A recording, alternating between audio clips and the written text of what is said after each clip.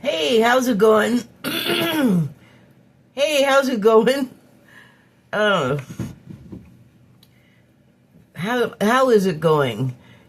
I had a very well. Yesterday was kind of extra, kind of super extra. Oh my gosh! If it could have gone wrong, it did, and I was really challenged to just not lose it and just go off at the situation and not really people like it. I was aware that it wasn't their fault that uh, I don't know, that I was so like edgy. I don't even know how else to put it. Just on the verge of irritable, but not for any particular. Well, yeah, for reasons, but yeah. I got paid a couple of days ago, and every time I try to use one of my debit cards, it was locked. And I only have limited access to the places where I can deal with those situations and also, take care of my responsibilities as far as paying my bills. And that kind of destabilizes me, makes me fall apart a little. Like, if I can't do that, and then I need to get it out of the way and taken care of so I don't have to worry about it until next month. And I have a lot of things that I need to do, and there's just like stress involved in a lot of situations, but nothing big. A lot of times, the things that I'm stressed out over, if I just don't let that take over and just let it go and let whatever's going to happen, that's when things go better. Things don't go great when I am just angry about stuff. So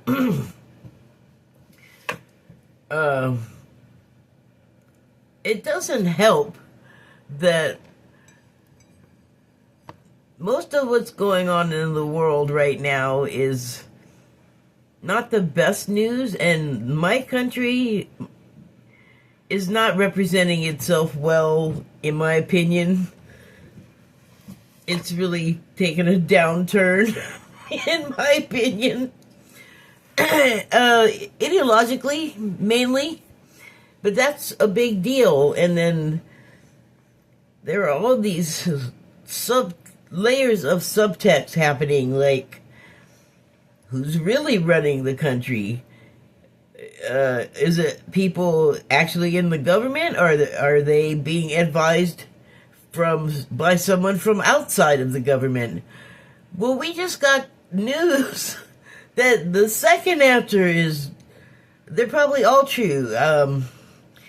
Definitely the figurehead, the front man, is there, and he has stuff to say, and I mean, people are generally following him, but he's also being led, so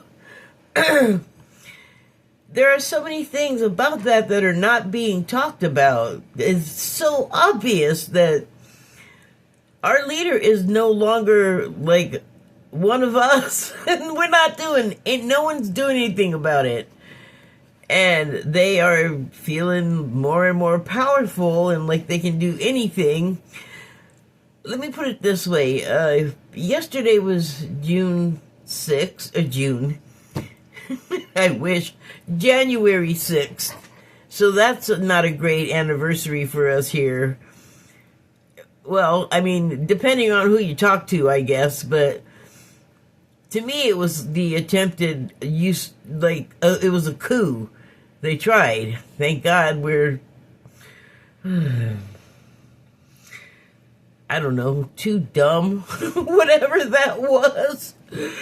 It didn't work out, so, yay, but so close, though. It could have, and we're just doing things that I completely don't agree with. And it's not even about Democrat or Republican, because they're whatever they call themselves, they're not part of the country anymore, really, and what they're doing is of benefit to another country or several other countries.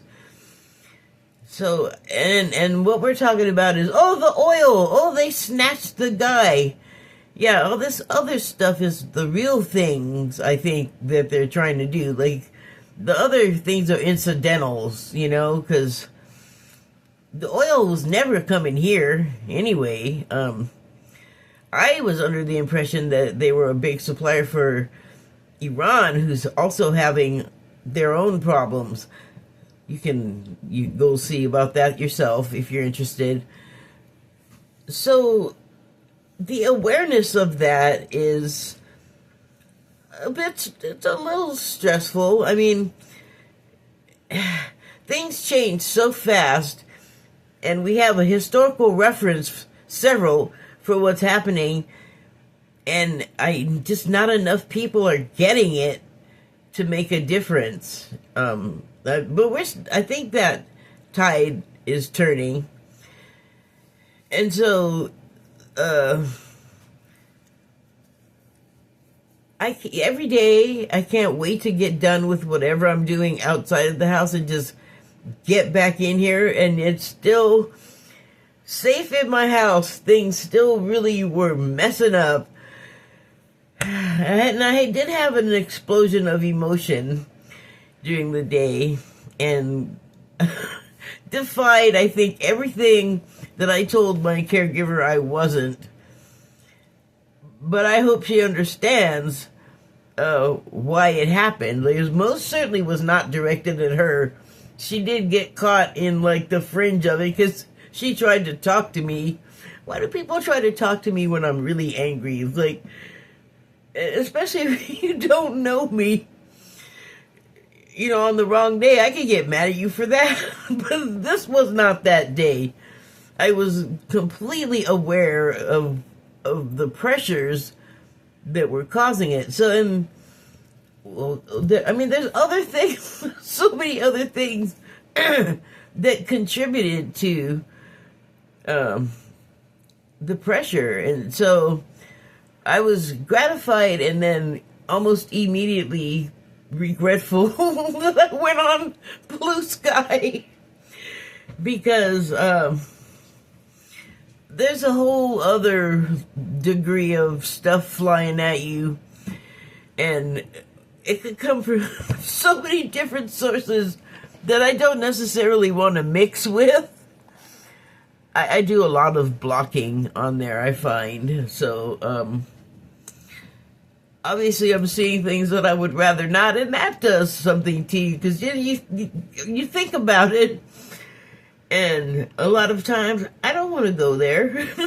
So, but one thing that buoyed me up a little, made me feel a little bit better, was someone else, all they said was, "Ooh, yesterday was rough, I was glad to get home," and they posted a couple of cats, which is always calming to me. Like, that, it's ridiculous. If I'm feeling really sketchy and crazy, a few seconds of cat videos just, like, switches on the serotonin or whatever the homemade opiate in my brain is, like, whatever it is. And I'm glad I know that. Pretty much anything that makes me laugh will kind of break that up, but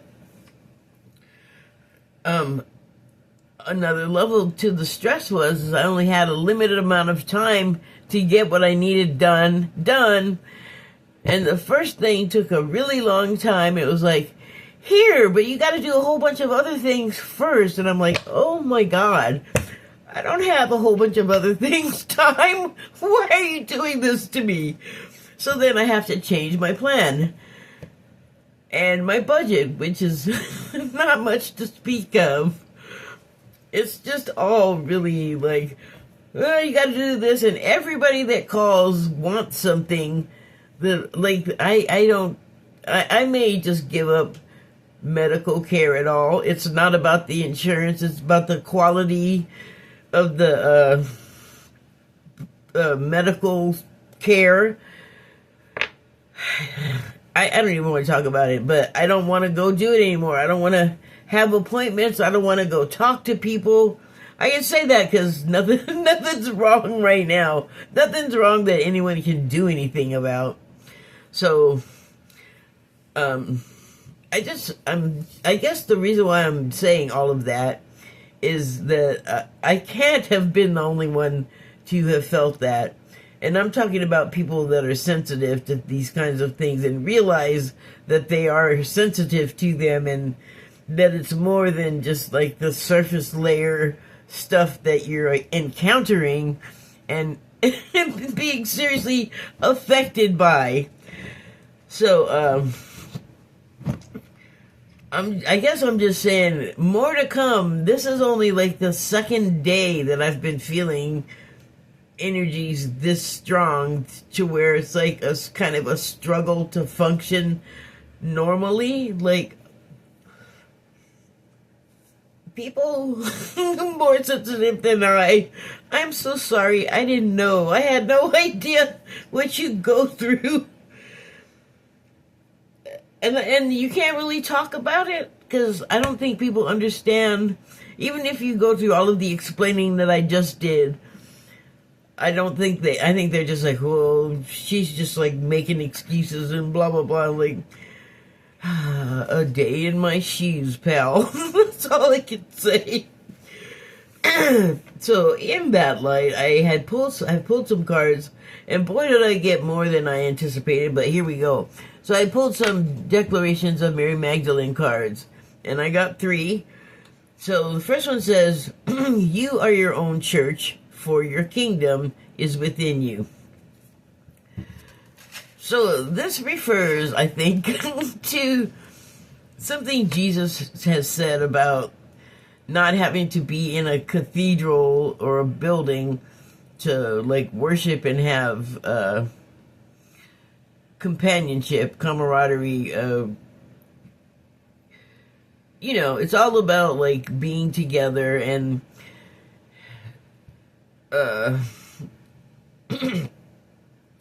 that generates excuse me, that generates a certain feeling. Like if everyone is gathered together for that reason, like with the intent of doing so, and worship, that gets real religion-y and churchy, and the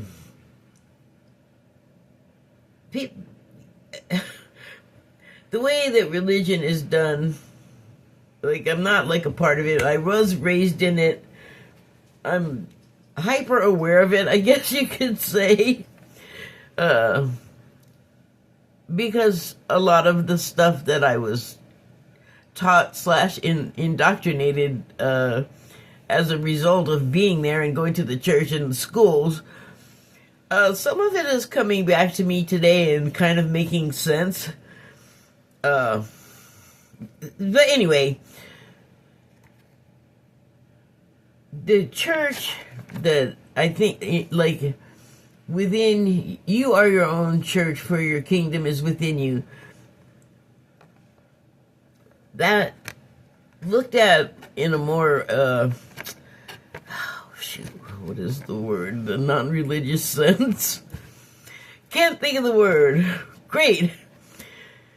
Well, looked at in the non-religious sense, I think refers to having all of that already inside you, like already living there, that people think and are sort of conditioned to believe that you need to go into a certain building and there has to be like a congregation of people, and there are like all these rules and behavior, and then you got like the guy in the costume with the little costumed acolytes doing the little procedures and rituals and ceremonies, and then you have to listen to the go-between interpret like what the Bible is telling us, and that is a mixed bag. I'll just leave it at that. Well, no, I won't. There's a lot of authors at a lot of different times, and it's a lot of interpretation. Like, from what I understand, there were very few of the people that are talked about in it that were around for the creation of the Bible slash Bibles, because now there's a whole variety. I guess for a while there's been a whole variety of ways to worship God. So, or Christianity in the religious sense is kind of really doctored up from, if you just leave all of that out, and also the middleman and the church building and all of the trappings and the conditioned behaviors. Like, you don't need all of that. You don't need the building. You kind of don't even need all of the other people gathered around you, but that's really good. It's a reminder of how we are very similar.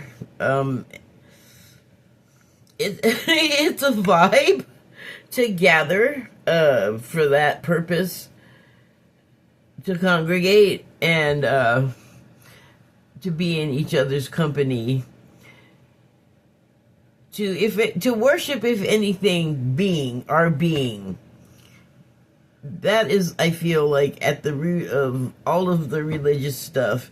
And there's all this stuff between you and that piece of information, but it's never left you. It's always inside of us. It's always accessible.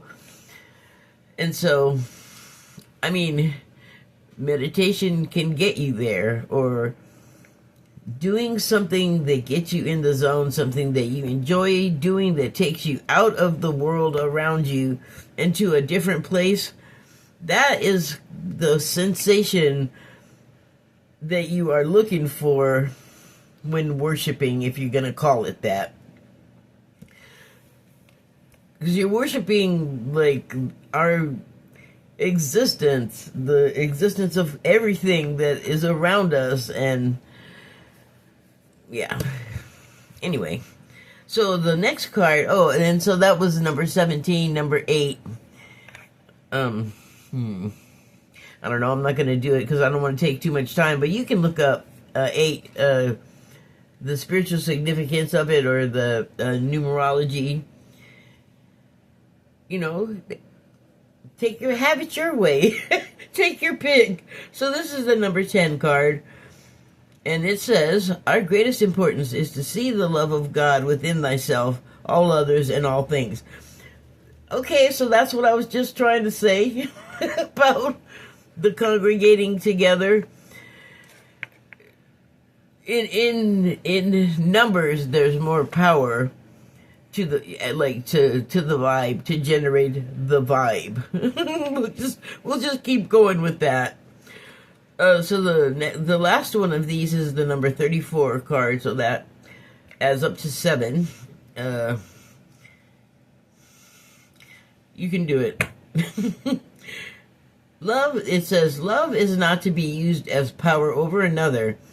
Love is to be shared as the greatest existence of humankind for all things, seen and unseen, as one reflects that which thou art, as above, so below, as within, so without.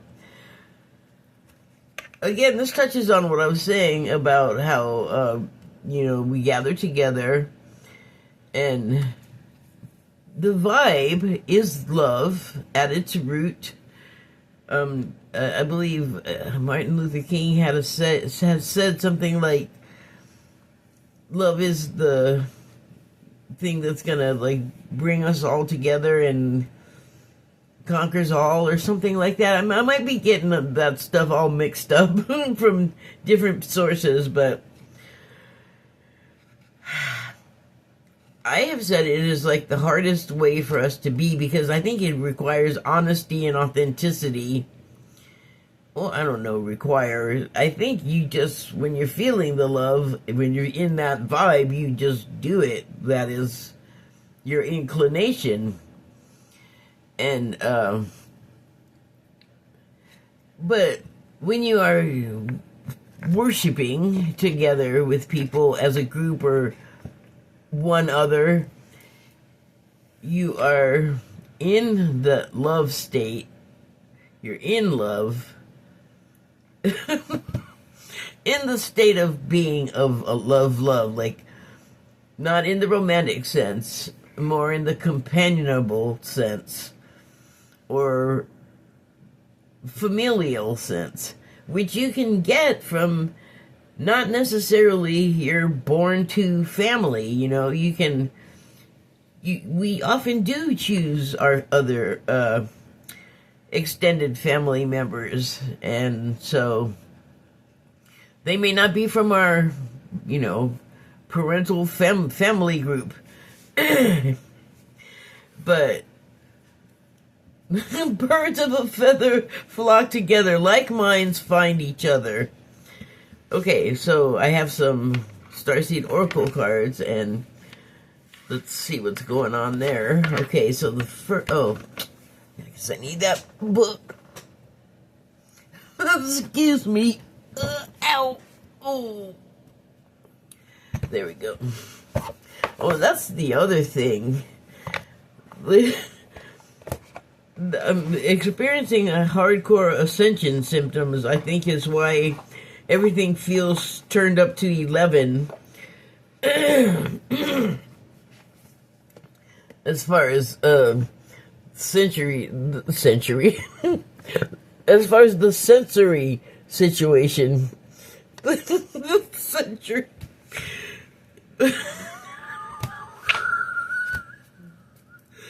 I'm laughing because, do you know that Steven Spielberg movie is one of his early films called THX 11? And it's filmed in this, it's like a little tiny city. It may have gotten a lot bigger because I haven't been to LA in a long time, which is my hometown, but I haven't been there for decades now. But it was filmed in Century City, and I'm just laughing because it's this whole science fiction land, and it's all, it's been a long time since I saw that. I barely remember what it's about. It was very arty, if I recall, and a lot of chasing around, like maybe espionage, futuristic, definitely. Or maybe it was like an escaped prisoner or something like that. There was like tension and action, and like, it was okay. It's not my favorite, but it was all right. Especially, I mean, God, it came out in like the late 70s. So, I don't know, it just cracked me up when I said century. Just all that stuff just came flying in, so I don't know. Let's see what happens. Okay, so the first card is Fall Into My Arms. My goodness. Well, I wasn't expecting that. Here, let me give you a look at this.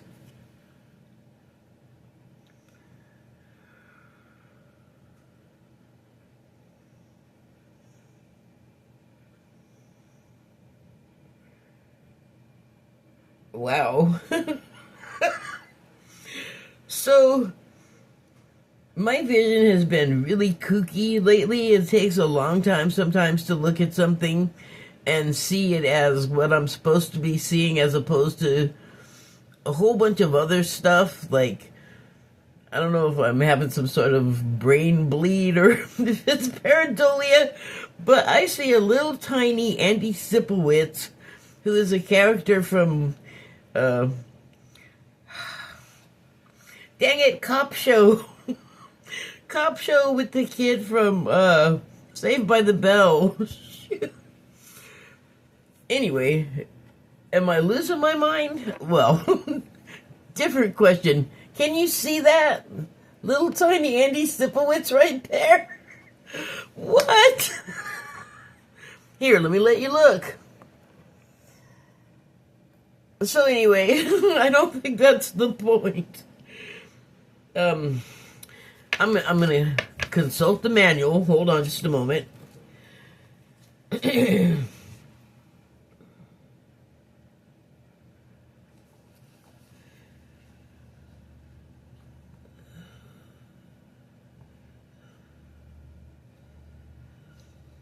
Okay. Oh, so yeah, my vision has been crazy that way. Just like focusing on stuff, it takes a moment to be sure I'm looking at what I'm supposed to be seeing. And it's not really disturbing. It's just kind of curious. But my other vision, like the ability to see, like my visual prescription is messed up. It doesn't work anymore. I've outgrown it, I guess. Okay, so fall into my arms. Surrender. Holding the opposites. Extremes of life. So, in my last video, I was talking about something I've got sort of brewing in my head about walking in two worlds at the same time, kind of. And I don't know if this is like a good analogy, but the outside world, like outside of here, and going to the places where there are other people and I have to do things and you have to wait in line, and like everybody else is out there trying to do the same thing you're doing. Like they have to get business done, they have to get shopping done, you know, they got places to be, like maybe they got to hurry up and do that because they got kids or they have some other appointment. And it's just all feels sometimes like you can feel the energy of everybody like rushing and kind of like not really paying attention to their surroundings and maybe like being kind of short or just oblivious and like also in your way or something. And I'm so much more conscious of that than I used to be, and I think we're all feeling that as well. Ascension, that ascension symptom. But then what is in my mind when it starts to get like hard or like irritating and I don't want to express those,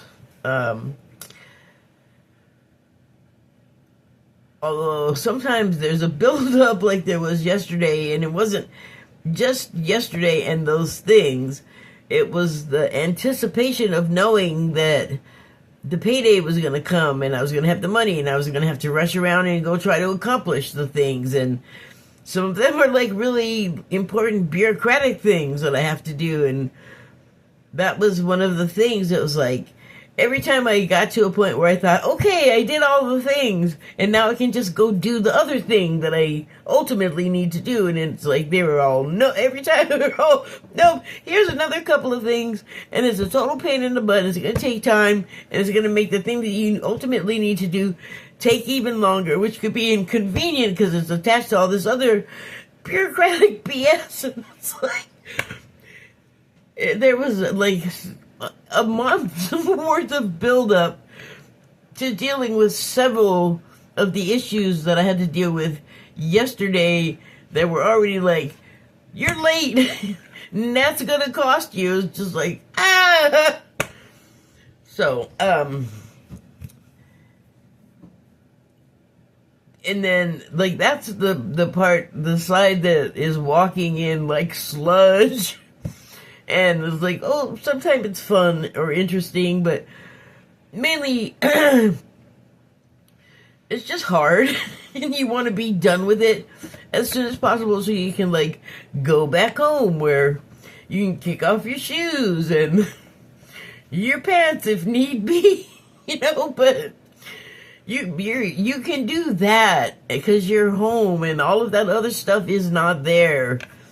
You know, for the time being, it's easy, you know, an easy stroll. So, holding the opposites, like, being in that state of mind, like, constantly where you're, you know, bifurcated. And you have to function as if it's all hunky-dory. Like, it's fine. Everything's fine. I think for me, that's what holding the opposites means. And that I'm just, giving my situation as an example, but it's not out of the realm of possibility that you have your own version and can relate. Okay. Yeah, the extremes of life. So, fall into my arms, the surrender. Definitely like, oh, I'm just exhausted. Phoebe. Okay, so here's what it says. The Great Mother ushered you in when you took your first breath, and she'll be there when you draw your last. She knows how challenging life can be. That being human can be lonely and confusing. That the polarity and separation, or not much separation in the polarity anymore. Maybe that's what it is. It's like the polarity itself is changing, and the distance between the poles might be shortening, and I mean, that could feel like you're being squashed or pressured. That's interesting. Okay, that the polarity and separation can be excruciating when your soul remembers the oneness of Source. But at this same time, it can be incredibly glorious and sweet. I think I just said that. Do your lips ever itch? So often, we see things as either good or bad when things go well and make it mean that we're being rewarded. Wait, what? So often, we see things as either good or bad.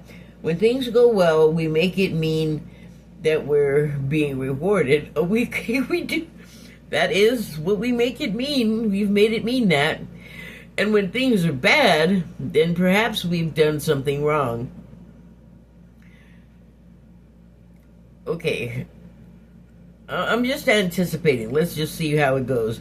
However, we're all here to expand and grow, and it's through the extremes of life that we do exactly that. I thought they might be saying something else, which I may touch upon when I'm done here, if I remember. You're being invited to welcome the highs and the lows of the human experience, to let them initiate you more fully into life, the agony and the ecstasy, the beauty and the bitterness. This life is but a single breath. I didn't know it was going to talk about breathing after I took that huge inhale. This life is but a single breath in the inextinguishable existence of your experience as a soul.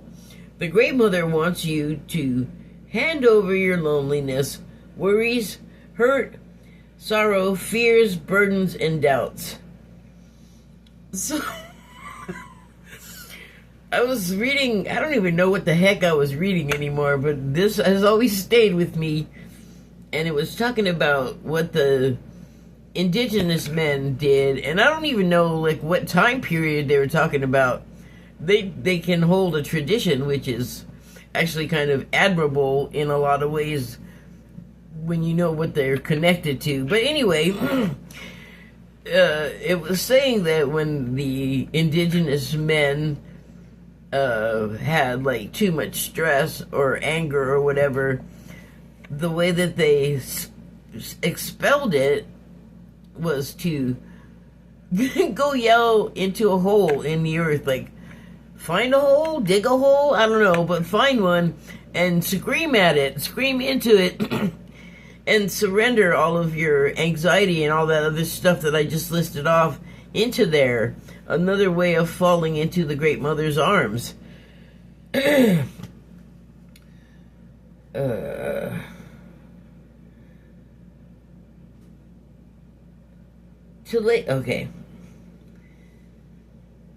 Okay. Well, they all write these long ass sentences. Okay. This life is but a single breath in the inextinguishable existence of your experience as a soul. The Great Mother wants you to hand over your loneliness, worries, hurt, sorrow, fears, burdens, and doubts and scream them into a hole. To lay them on her altar, to fall fully into her arms. To remember that while these extremes are difficult, they can be magnificent. The more wildly the pendulum of your life swings, the more truthfully you can say, I've truly lived. I want to interrupt to say something about my whole monologue that I forgot to mention.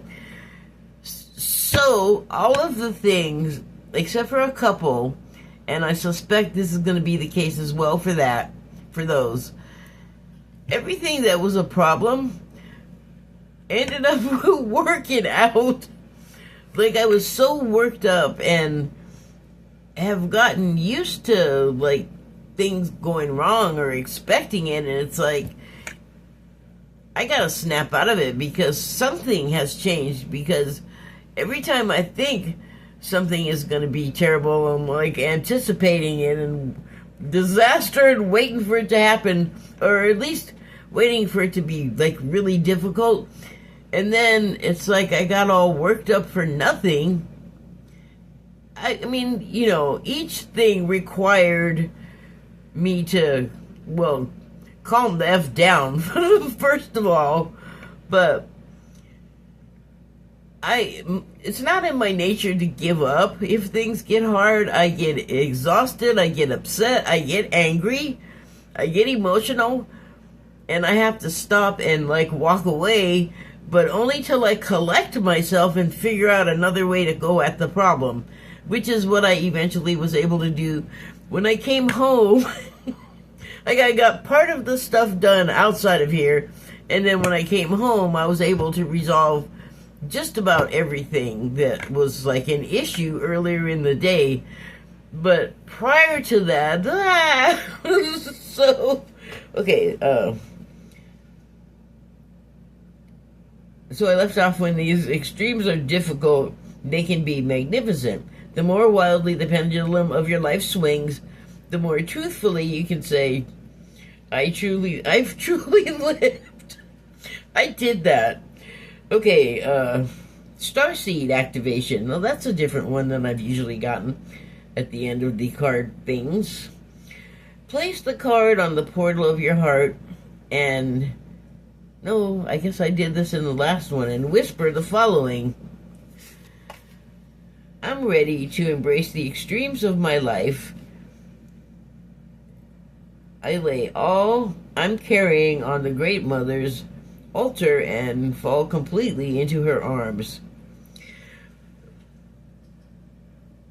Just gonna let that set for a minute. So, that is actually kind of what I did once I got home. I was able to relax. Okay, the next card is Star Brothers. Pulled that guy before. I don't remember the page number, though.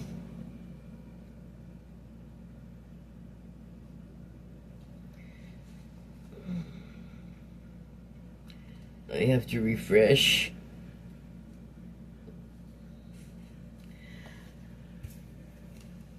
So, the last time I looked at it, this card, I didn't really talk too much about what's on it, which to me looks like a guy sitting in front of a huge bottle of some kind of potion, and they're in the foreground, and in the background are something on the right and the left that extends to further in the background that I think are part of a ship. I could be wrong. I mean, the interpretation is up to me, though, isn't it? So the guy, though, he's in a very relaxed posture, maybe he's had some of whatever's in the bottle. Like maybe he's having a trip of sorts, like it's allowing him to remote view or something, but he's not in like a traditional meditation position, and you can only see like I think he must be standing, because you don't see his legs, they're not like folded up like he's sitting or something, but he's in some sort of contemplative state. Maybe it's like the Two of Wands in the tarot, where something has happened. Some action has been taken, and now you're just waiting to see what the result is going to be. So, like maybe they're in the throes of some sort of dream travels to access some sort of knowledge. The ship, I don't know, maybe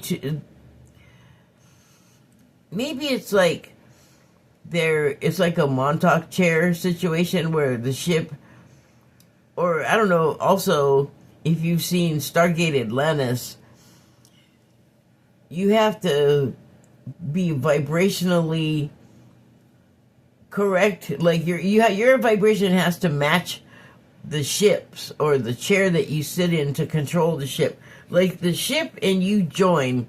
So maybe he's preparing himself for some journey to join with the ship. Okay, so on the card it says Horus energy, protection, loyalty, safety, trust.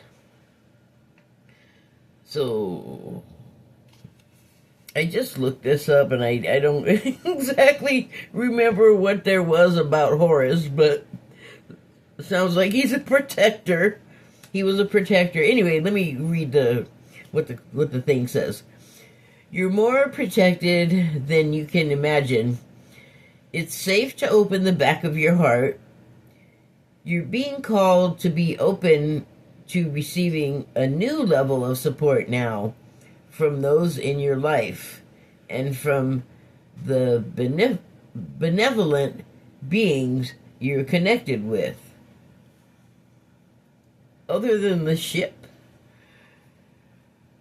through ancestral patterning, current life traumas, and past life karmic impressions, many of us have become mistrustful and suspicious of loyalty and have blocks when it comes to receiving support.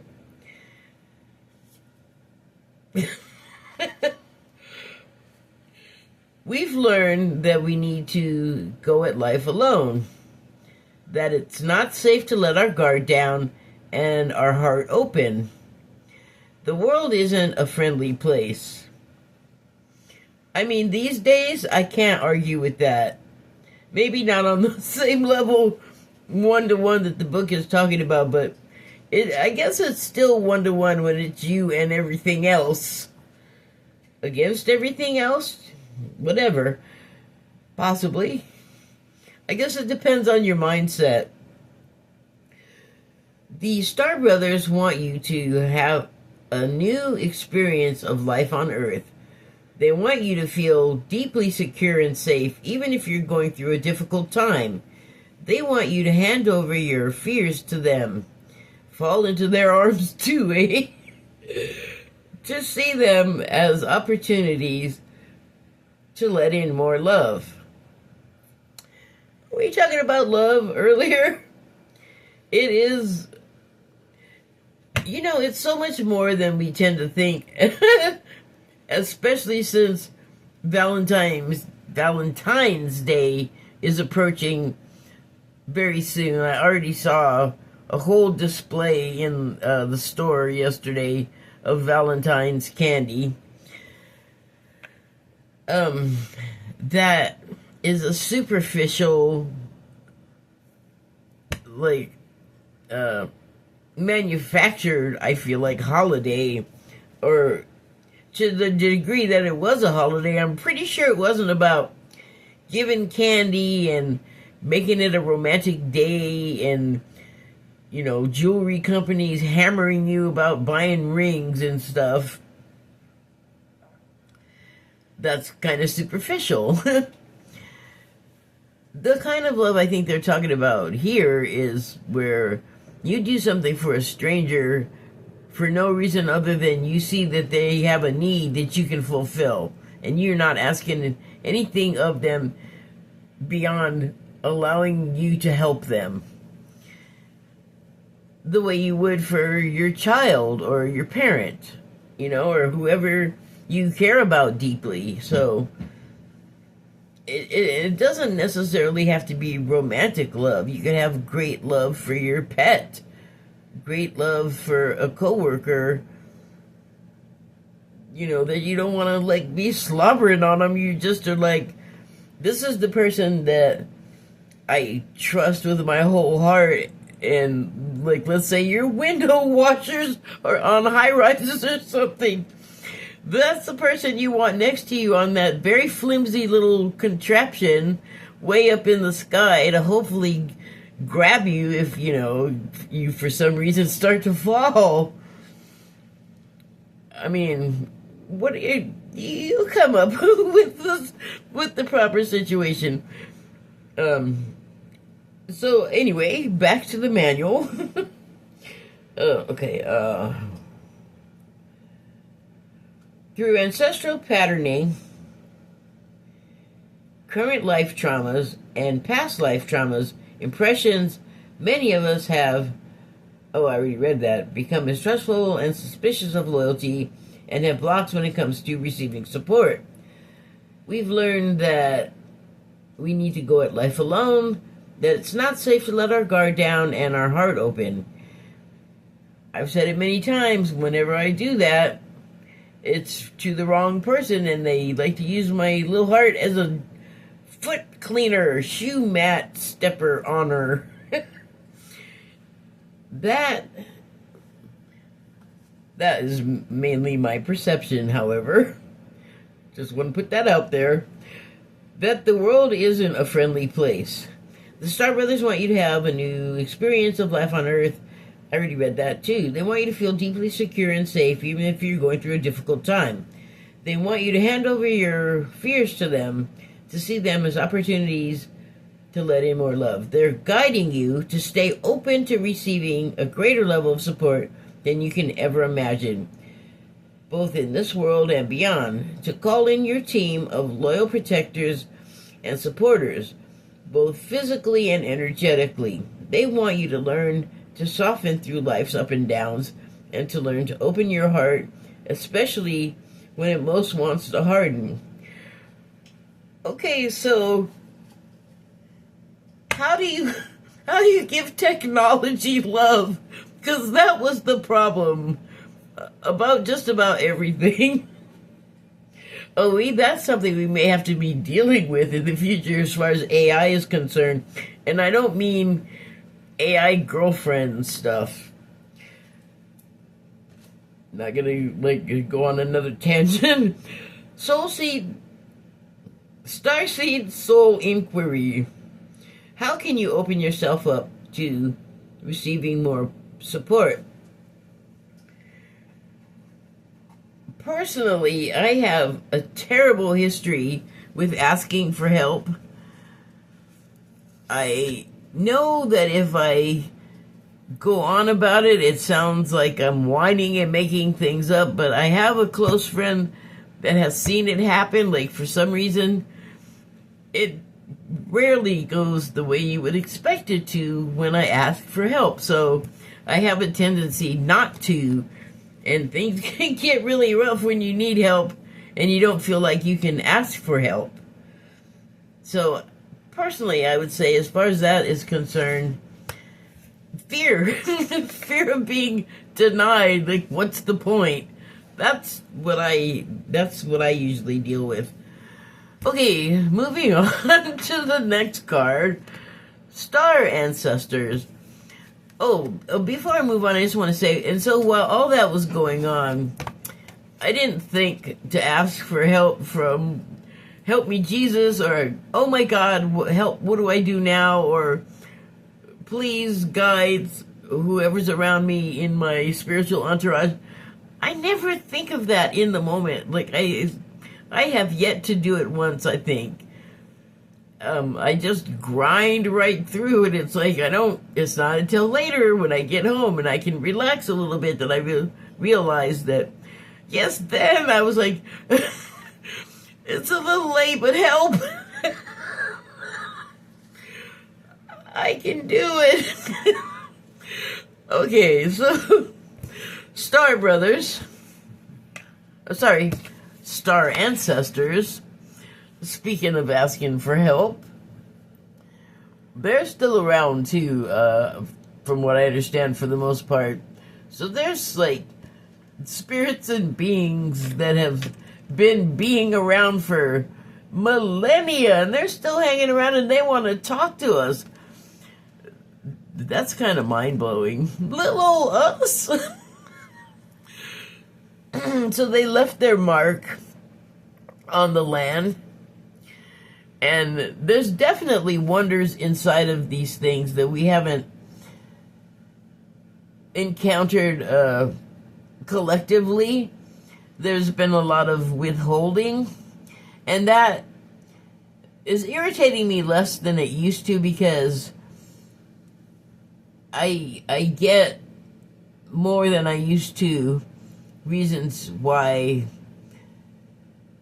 It's not necessarily that the collective can't handle learning about these things. It's that the people with the ability to hide them have intentions or know things about the hidden antiquities, or the ones that are kept secret, because we're just not ready as a collective for the information that they have waiting for us. And also, there's the aerial view thing. Like, yeah, I mean, if you're if you're driving a plane, if you're flying a plane, what is going on? If you're flying a plane, then yeah, these would be good landmarks. From what I understand, they're quite large, and you can see them. They're unmistakable from the air. Although I think they're meant for higher pilots, for not necessarily like literal like road signs, but I've learned that wherever there's a pyramid, it represents a type of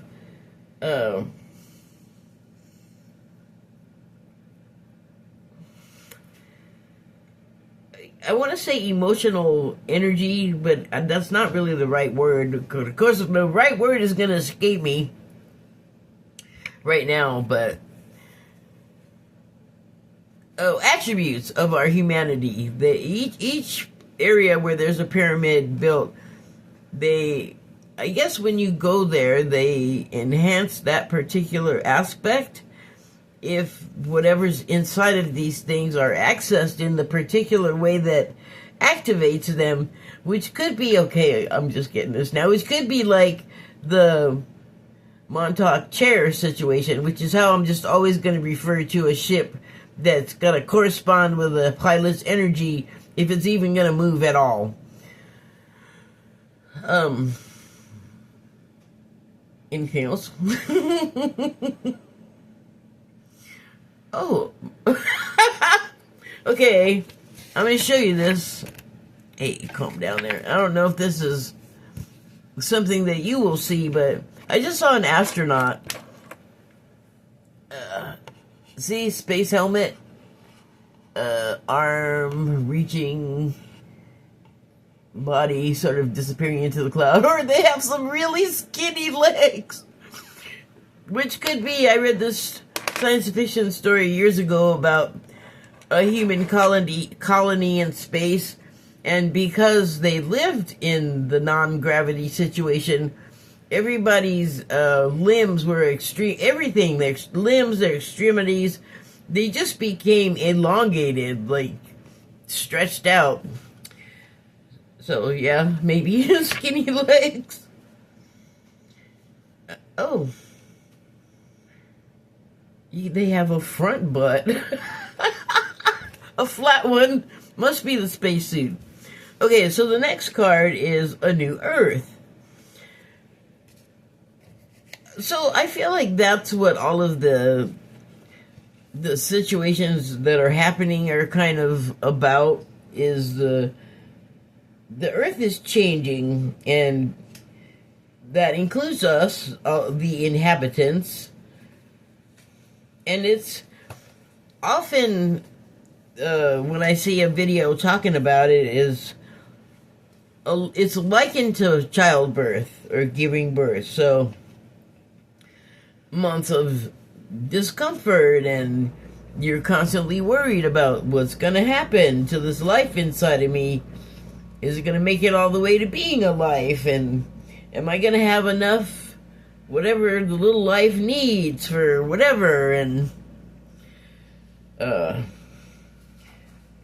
me and the little life going to have a place to live? Or is the little life father going to be a participant? Is the little life's family going to try to, just whatever pregnant people worry about. Oh, okay, it's the first one. I'll figure it out eventually. Oh, great. Now I have to go to the bathroom. Oh, joy. Okay, here it is. So on the card it says, "It's happening. Keep holding the vision." Well, that's, I think, part of holding the extremes, holding the vision as well. That's why you're holding the extremes, because we're aware, starseeds and lightworkers and others, that this change is occurring, that's it's happening right now, and a lot of us are aware of it. And then we have all of the information too from the various sources that are telling you that we're going through this birthing season. So we may be at the tail end of still being pregnant and labor pains. If you know at all how the process of giving birth works, and I'm not saying that I know everything. I don't. I've never done it.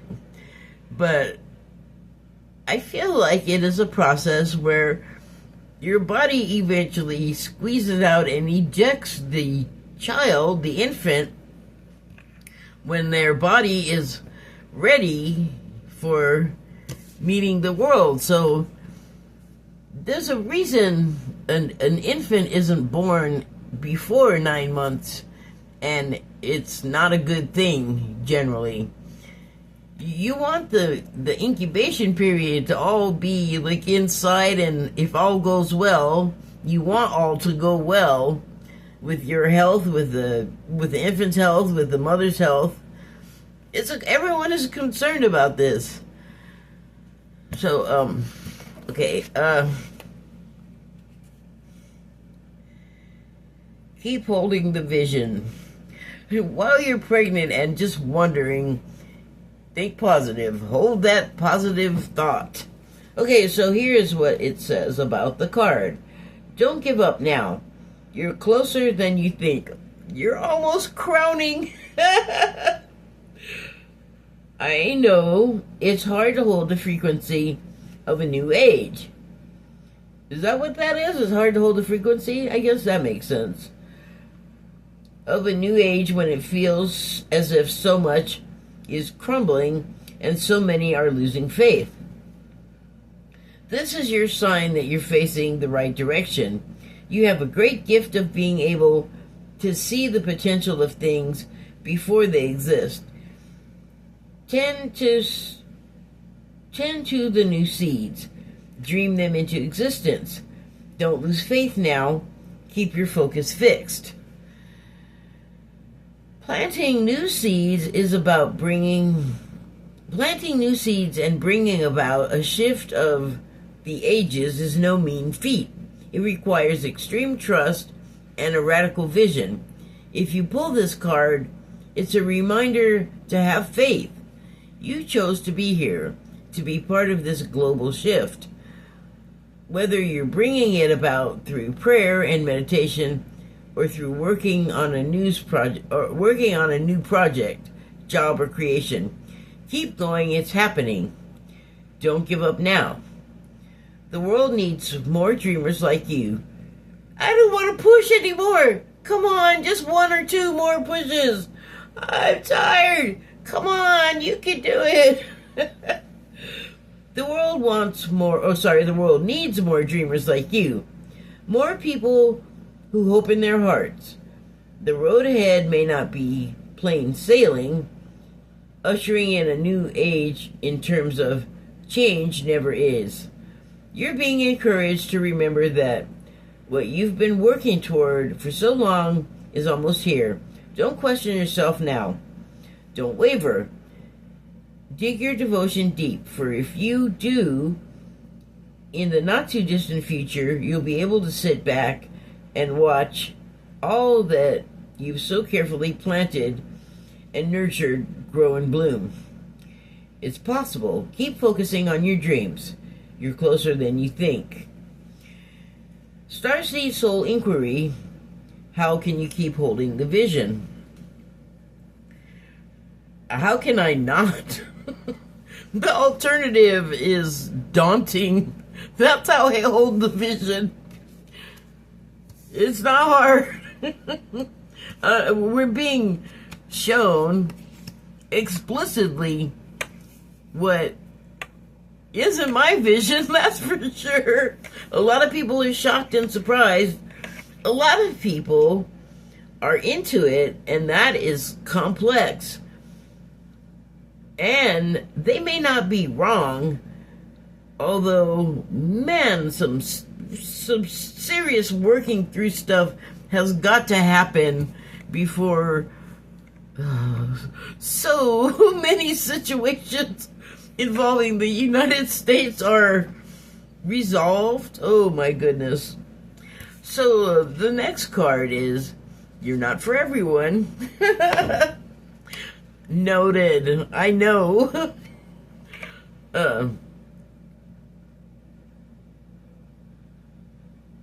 What the?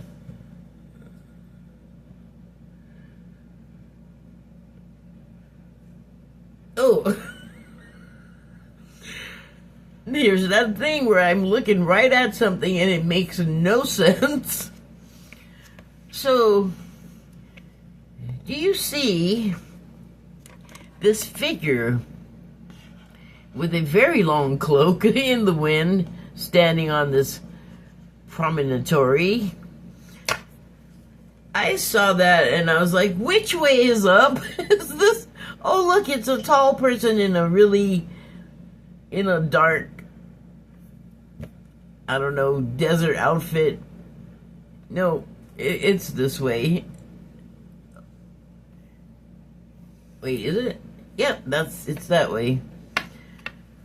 There's the person, actually. Okay, so you're not for everyone. Let's see what that has to say.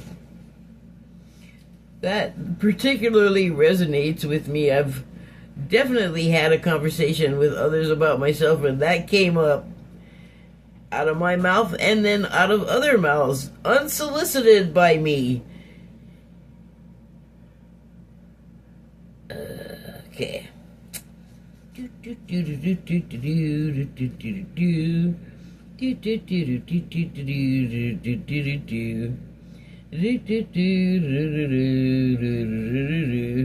Come on, this is a small book. Where is it? Oh,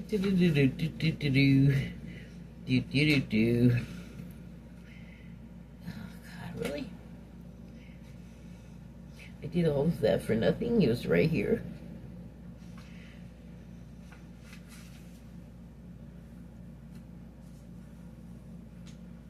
Almost.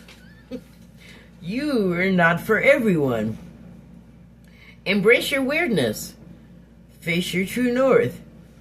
I can do nothing else. I'm not into trying to do things, and I have not been so accepting of the conditioning. I have fought it every step of the way. Trust me. Okay, so it says the world is filled with people who, no matter what you do, just won't like you. Well, thanks. I know. But it's also filled with those who will love you fiercely. They are your people. You're not for everyone, and that's okay. Talk to the people who can hear you. Don't waste your precious time and gifts trying to convince others of your value.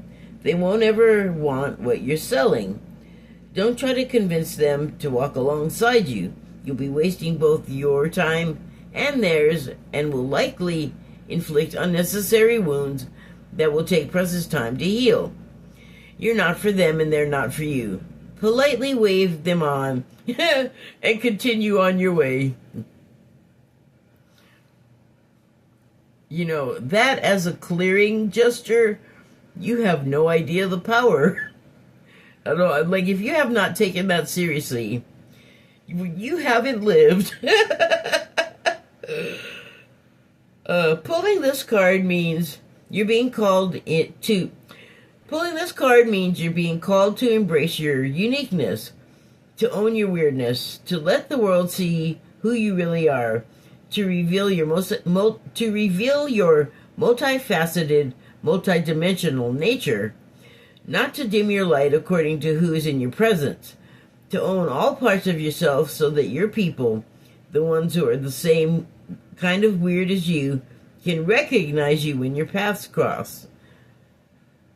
Fly that freak flag. Starseed Soul Inquiry.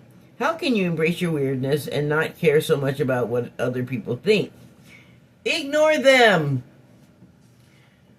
Just act like they're not even here. Ooh, I'm getting long. I got one last card. Shall we? Let's do it. The Seven Star Sisters. That Pleiadians card again. So, I have talked about this before, but also with this new thing with my vision. If I could see better, like with my glasses or just my regular eyes, without my glasses, all I can see is blur. Like, it's not good. This does not look like what it looks like on the camera. 7 ladies dancing in long, flowy dresses. So what does it look like without the camera's eye? I just thought it was some kind of weird space cloud pattern. Okay, let's go to the page and see what it has to say about the 7 Star Sisters.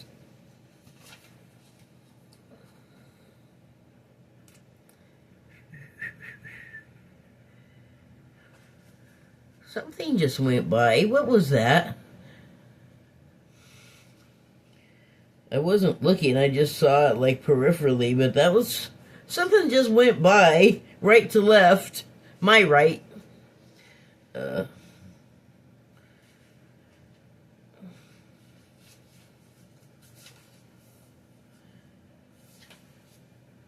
Okay. On the card it says, Birthing Creations. Yeah, we were talking about that. Tapestry of Life expression.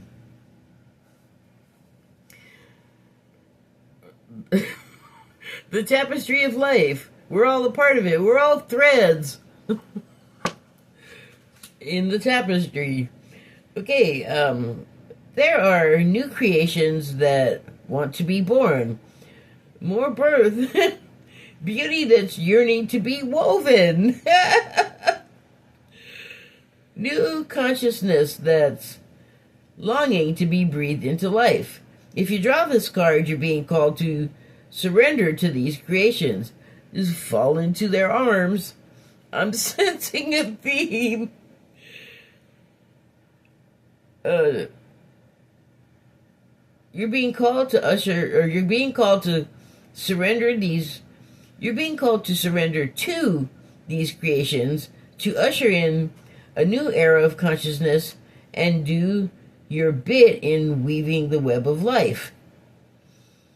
You know, I I have thought of it this way as like a fabric, the fabric of reality. I think we're talking about, but I also see it sometimes as like oddly on Rick and Morty, there's the guy that has the gear face, and everything is just gears. I feel like that is sort of like the mechanisms of reality. Like every cog turning activates a something, and then maybe it's like a Rube Goldberg type situation in my brain that doesn't really know how to build things. But I just feel like there's all these turning gears, and the whole thing is turning also. And is there an axis? Is there an up or down? I don't know. Maybe. I feel like I can't read it except for it's like a churn of motion and activity. And oh God, why am I getting dizzy? I don't know. It's like the movement engine. It's the movement engine of reality. Okay. Where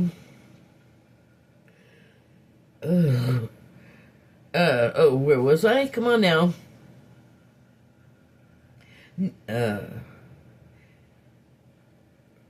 If you draw this card, you're being called to surrender to these creations, to usher in a new era of consciousness and do your bit in weaving the web of life. This is the card of the artist and the midwife. You're being called to ponder questions. What wants to be birthed through you? The new creations are whispering in your ear. What beauty are you being called to make? Creativity and intuition come from the same sacred place. They occur when we find ourselves flowing with the rest of life. Earth is renowned as a planet of manifestation and creativity, and yet so many of us have forgotten how to create.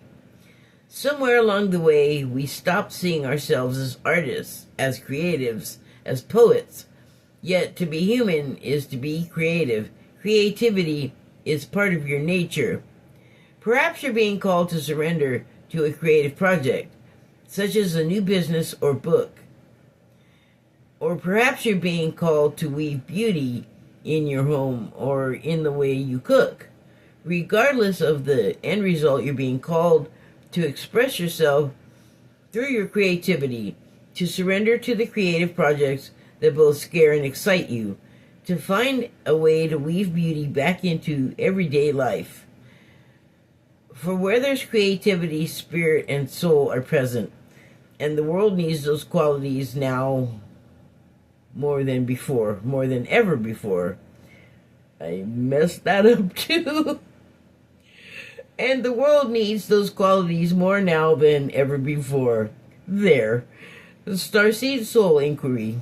What new creations are you being called to birth? Shut up, my book.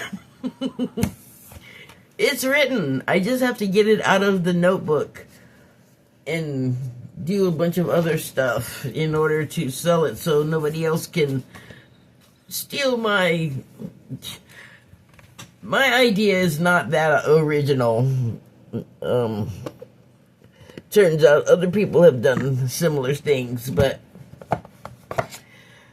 I'm not letting that deter me because it's something that is, there are things that need to be said in the stories that I and the other people are saying about this, telling the story in the particular way. Okay, thank you and good night, I'm done.